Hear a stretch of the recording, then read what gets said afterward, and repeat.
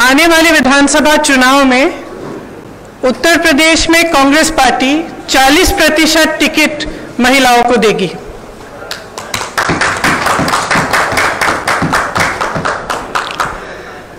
हमारी प्रतिज्ञा है कि महिलाएं उत्तर प्रदेश की राजनीति में पूरी तरह से भागीदार होंगी। ये फैसला हमने किस लिए किया? जब मैं 2019 के चुनाव में उत्तर प्रदेश प्रचार के लिए आई थी तो इलाहाबाद यूनिवर्सिटी की कुछ लड़कियां मेरे से मिली और उन्होंने मुझे बताया कि किस तरह से यूनिवर्सिटी के नियम कानून, हॉस्टल के नियम कानून उनके लिए अलग थे और पुरुषों के लिए अलग। ये निर्णय उनके लिए लिया है। ये निर्णय मैंने उस महिला के लिए लिया है जिसने गंगा यात्रा के दौरान मेरी नाव को वापस तट पर बुला के कहा कि मेरे गांव में पाठशाला नहीं है, मैं अपने बच्चों को पढ़ाना चाहती हूं। ये निर्णय उस लड़की, प्रयागराज की एक लड़की पारो के लिए लिया गया है जिसने मेरा हाथ पकड़ के मुझे कहा कि दीदी बड़ी होकर मैं नेता बनना चाहती हूं। ये निर्णय उसके लिए है।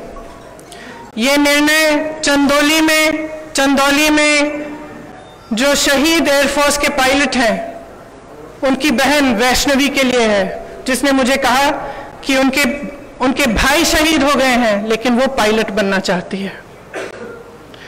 ये निर्णय उन्नाव की उस लड़की के लिए है जिसको जलाया गया, मारा गया, उसकी भाभी के लिए है जो आज भी संघर्ष कर रही है उसका, और उसकी 9 साल की भाभी की बेटी के लिए है जिसको स्कूल में धमकाया गया था।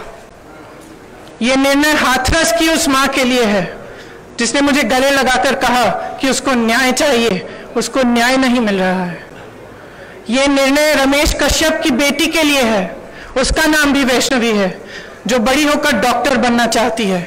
लखीमपुर में एक लड़की मेरे से मिली, मैंने उससे पूछा क्या बनना चाहती हो बड़ी होकर? उसने कहा प्रधानमंत्री बनना चाहती हूं। उसके लिए है यह निर्णय। यह निर्णय लखनऊ की एक बस्ती में लक्ष्मी वाल्मीकि के लिए है जो ITI पढ़ी है, BA की है, उसने कंप्यूटर पास किया है, आज तक उसे नौकरी नहीं मिली है। यह निर्णय उसके लिए है। यह निर्णय सोनभद्र में उस महिला के लिए है जिसका नाम किस्मत है, जिसने अपने लोगों के लिए आवाज उठाई, संघर्ष किया और न्याय मांगा। यह निर्णय उत्तर प्रदेश की हर एक महिला के लिए है जो बदलाव चाहती है, जो न्याय चाहती है, जो एकता चाहती है, जो चाहती है कि आगे बढ़े उसका प्रदेश।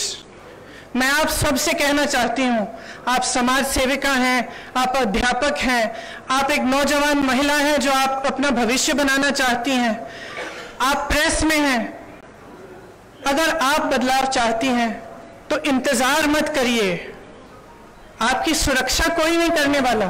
सब बातें करते हैं, सुरक्षा करने का जब समय आता है तो सुरक्षा उनकी होती है जो आपको कुचलते हैं। आज सत्ता का नाम यह है कि आप खुलेआम पूरे पब्लिक के सामने लोगों को कुचल सकते हैं। यह सत्ता बन गई है, यह गलत है। घृणा का बोलबाला है, नफरत का बोलबाला है, गलत है। इसको महिलाएं बदल सकती हैं। महिलाएं इसलिए बदल सकती हैं क्योंकि करुणा भाव, सेवा भाव और दृढ़ता, शक्ति सबसे ज्यादा महिलाओं में है। मैं आपसे कहना चाहती हूं, राजनीति में आओ, मुझसे कंधा से कंधा मिलाओ। मैं जानती हूं कि आपके संघर्ष क्या है। मेरी प्रेस की सहेलियां यहाँ हैं, मैं जानती हूं, मैं आपको देखती हूं सुबह से शाम तक आप कैसे दौड़ती हैं, किन परिस्थितियों में।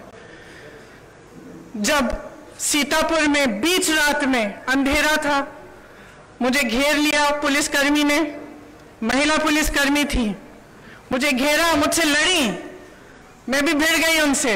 उसके बाद मुझे उन्होंने जीप में बिठाया और अंधेरी रात में सिर्फ मैं, वो दोनों और 2 कांस्टेबल मुझे सीतापुर के PSC कंपाउंड में ले गए। एक का नाम मधु था, एक का नाम पूजा। ये निर्णय उनके लिए भी है क्योंकि मैं समझी कि 4 बजे सुबह तक ड्यूटी पे थी। उनकी एक अफसर जिनकी पोस्टिंग सीतापुर में थी लेकिन जिनकी बूढ़ी माँ अकेली नोएडा में रहती है। कितना संघर्ष करना होता है महिलाओं को। कौन करेगा ये संघर्ष आपके साथ अगर आप एकजुट नहीं होंगी? अगर देश को जातिवाद और धर्म की राजनीति में से निकालकर विकास की राजनीति की ओर ले जाना है, अगर देश को समता की राजनीति की ओर ले जाना है, भागीदारी की राजनीति की ओर ले जाना है, तो महिलाओं को आगे बढ़ना पड़ेगा। आपको खुद ये काम करना पड़ेगा। आगे बढ़िए।